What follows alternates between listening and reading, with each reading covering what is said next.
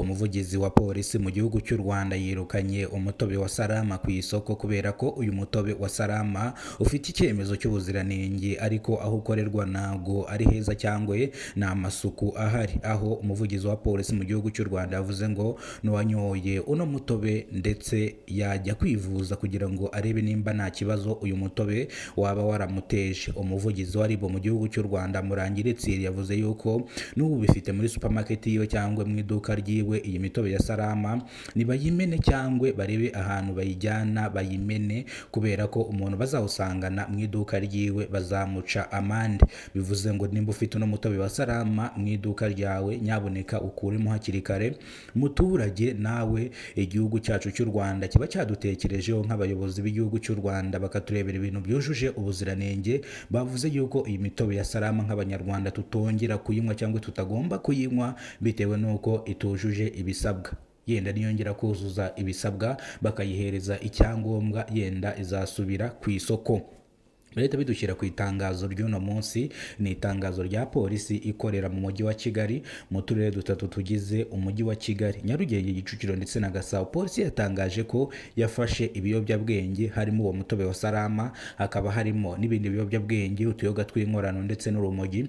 Polisi rero ikaba yabimuritse ku mugaragaro kugira ngo n'abafashwe bashyikirijwe ubugenzacyaha RIB. Ubu bivuze ko ubu ngubu bafunzwe kandi baciwe n'amande manini cyane. Bivuze ngo iyi no operation polisi yakoze ifatiramo ibikorwa nk'ibi ngibi ubwo yagendaga isura inganda zikora ibyo kurya, zikora ibyo kunywa ndetse ikinjira no mu mabotike n'amasupermarket ikareba yuko ibyo bafite byujuje ubuziranenge. Bivuze ngo ibi ngibi polisi yabishyizeho umukono, bivuga yuko abanyarwandakazi mugomba kujya mukoresha ibyo kurya mwabanje gucekinga yuko byujuje ubuziranenge, kubera ko hano hanze hari indwara ziri kwaduka bitewe n'ibintu turya, ugasanga bitugizeho ingaruka, ugasanga amibe, infection, ugasanga za nzoka zidakira, ugasanga zituruka muri bya bindi bitewe n'uko tutabikoranye ubushishozi.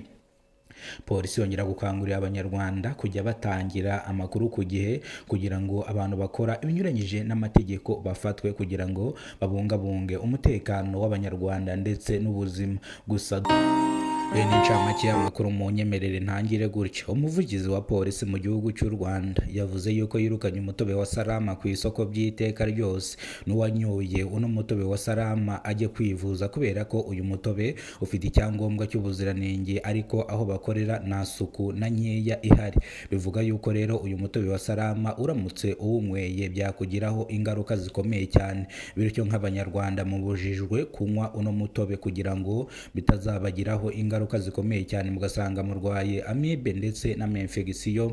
Umuvugizi wa RIB mu gihugu cy'u Rwanda Murangire Thierry yavuze yuko n'ababifite mu maduka babimena, kubera ko nibabigusangana mu iduka ibi ngibi bizatuma uhanwa kandi bitari bikwiye yuko baguhana. Nimba uyu mutobe wa Salama hari umuturanyi wawe ufite aya makuru atarayamenya, nyaboneka mwegereze aya makuru amenye yuko iyi mitobe itemewe, ifite cyangwa itujuje ubuziranenge.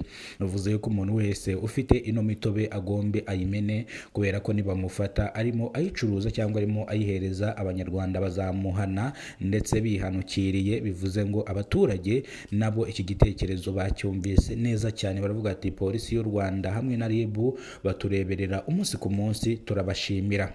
Polisi yongera gukangurira abaturage kujya batangira amakuru ku gihe nk'ahantu hagaragaye ibyaha nk'ibi ngibi, cyangwa nk'ahantu bari gukorera ibintu bifite umwanda cyangwa bari gukora ibintu mubona bitajyanye cyangwa bitujuje ibisabwa. Mwajya muhamagara polisi kugira ngo mufatanyije na polisi nta kintu mutageraho na kimwe. Bivuze ngo tangira amakuru ku gihe, niyo ntego nshaka kuganishaho. Ngayo nguko rero impanuka ziri kwiyongera mu mujyi wa Kigali, ari nako imodoka ziyongera mu mujyi wa Kigali. Ese biri guterwa n'iki? Biri guterwa n'imodoka ziri kwiyongera mu mujyi wa Kigali, biri guterwa n'abashoferi bari kwinjira umuhanda batazi imodoka.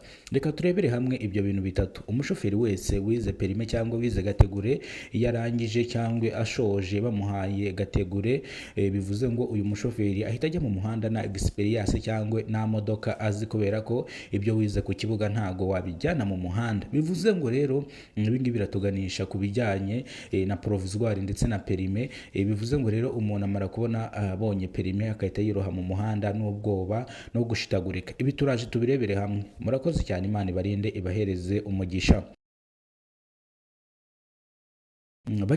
Banyarwandakazi, mumfashe mbagezeho itangazo nabateguriye. Abantu mwakunze seri nk'umuturanyi, abantu mwakunze seri nk'abamenya, abantu mwakunze seri zigiye zitandukanye nziza cyane, Kidasamura TV Rwanda yabazaniye seri igiye kujya ica kuri no YouTube channel, ariko yo izaba ari miniseri, izaba ari seri zigiye zirangira.